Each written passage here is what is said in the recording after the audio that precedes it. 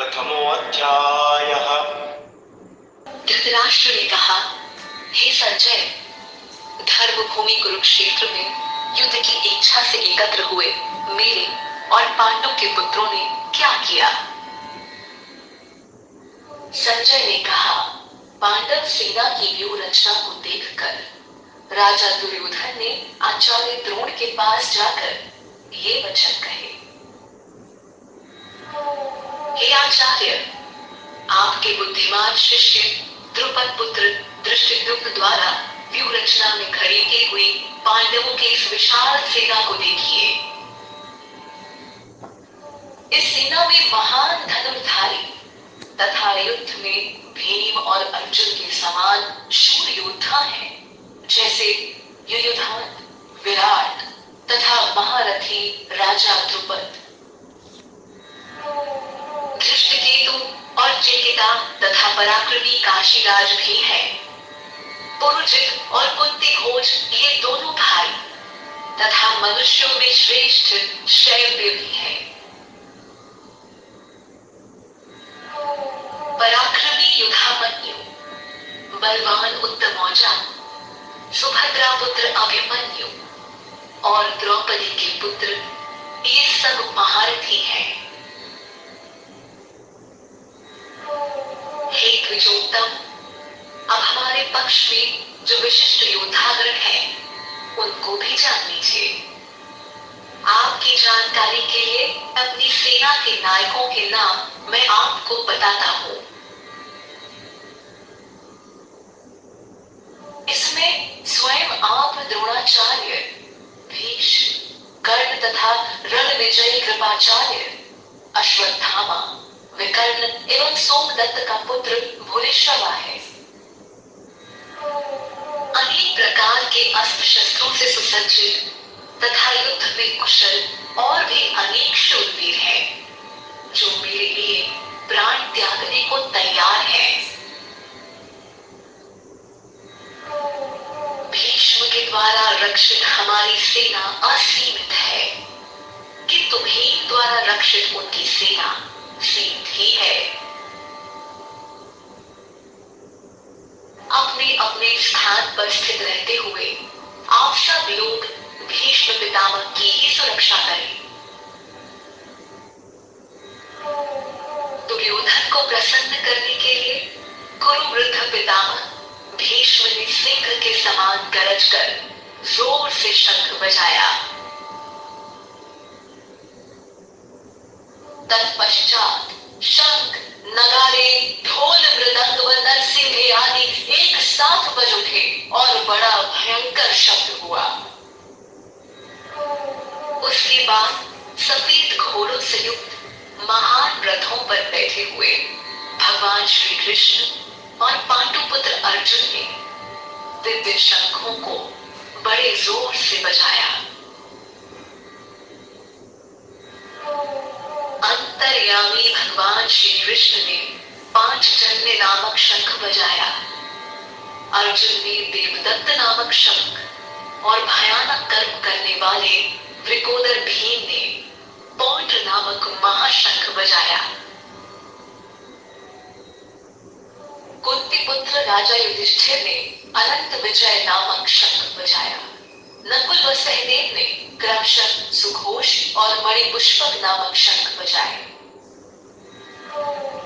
महाधनुर्धर काशीराज, महारथी शिखंडी, धृष्टद्युम्न, राजा विराट और अज्ञेय सात्विक, हे राजन, राजा द्रुपद, द्रौपदी के पुत्र और सुभद्रा पुत्र महाबाहु अभिमन्यु, सभी ने अलग अलग अपने अपने शंख बजाए।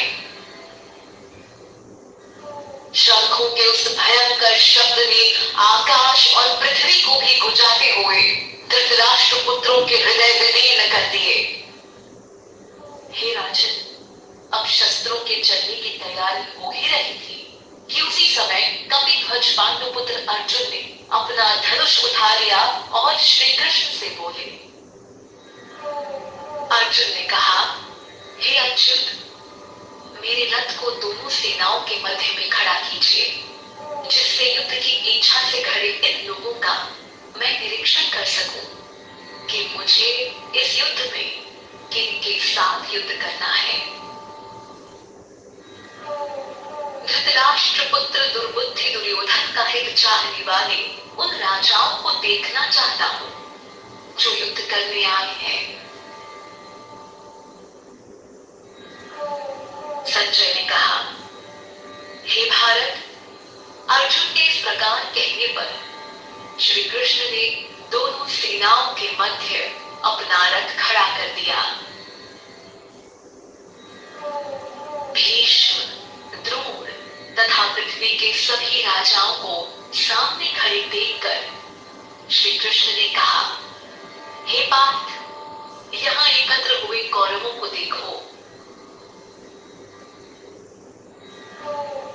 अर्जुन ने वहां उपस्थित दोनों सेनाओं में खड़े पिता के भाइयों, पितामहों, आचार्यों, मामों, भाइयों, पुत्रों, पौत्रों, मित्रों को देखा।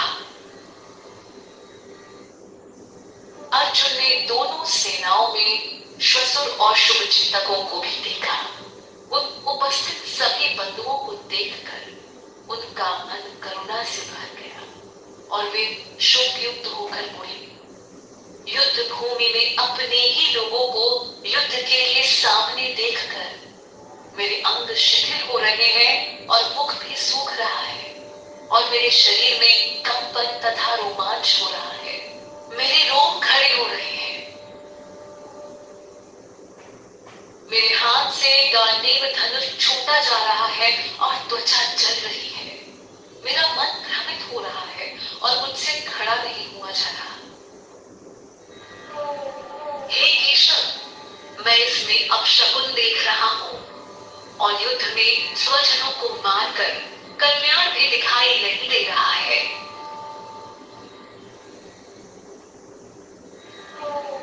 हे कृष्ण, न मैं विजय चाहता हूं, न मैं राज्य और न ही सुखों को चाहता हूं।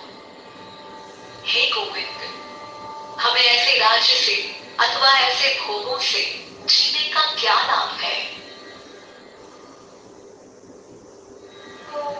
हम जिनके लिए राज्य भोग और सुख आदि की इच्छा रखते हैं, वे ही लोग धन और जीवन की आशा को त्याग कर युद्ध के लिए खड़े हैं। ये लोग गुरुजन, ताऊ, चाचा, पुत्र, पितामह, श्वशुर, पोते, साले तथा अन्य संबंधी हैं। हे मधुसूदन, मुझे इनको मारने पर पृथ्वी तो क्या, तीनों लोगों का राज्य भी मिले तो भी मैं इनको मारना नहीं चाहता। हे जनार्दन, धृतराष्ट्र के पुत्रों को मारकर हमें क्या प्रसन्नता होगी? इन आतताइयों को मारकर हमें तो पाप ही लगेगा। इसलिए हे माधव, अपने बंधुजन धृतराष्ट्र के पुत्रों को मारना हमारे लिए उचित नहीं है, क्योंकि अपने ही लोगों को मारकर हम कैसे सुखी होंगे?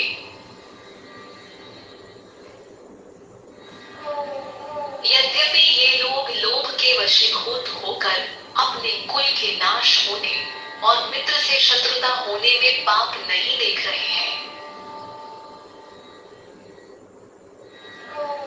हे जनार्दन, हम लोगों को अपने वंश के नाश होने के दोषों से बचने के लिए क्यों नहीं सोचना चाहिए? कुल के नष्ट होने से सनातन धर्म नष्ट हो जाते हैं। धर्म नष्ट होते ही सारे कुल को पाप दबा लेता है।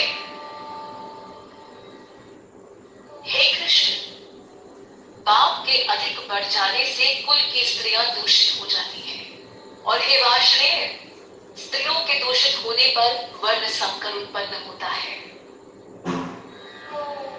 वर्ण संकर कोई घातियों के कारण कुल नरक में चला जाता है और पिंड जलदान की क्रिया से वंचित इनके पितर भी नरक में गिर जाते हैं।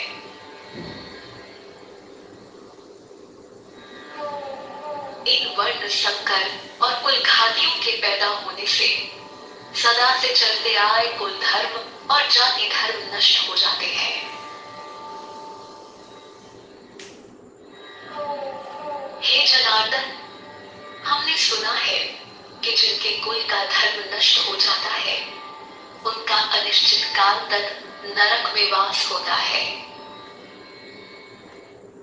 अहो, बड़े शोक की बात है कि हम राज्य और सुख के लालच में बड़ा भारी पाप करने का निश्चय कर बैठे हैं और अपने ही कुटुंब का नाश करने के लिए तैयार हो गए हैं।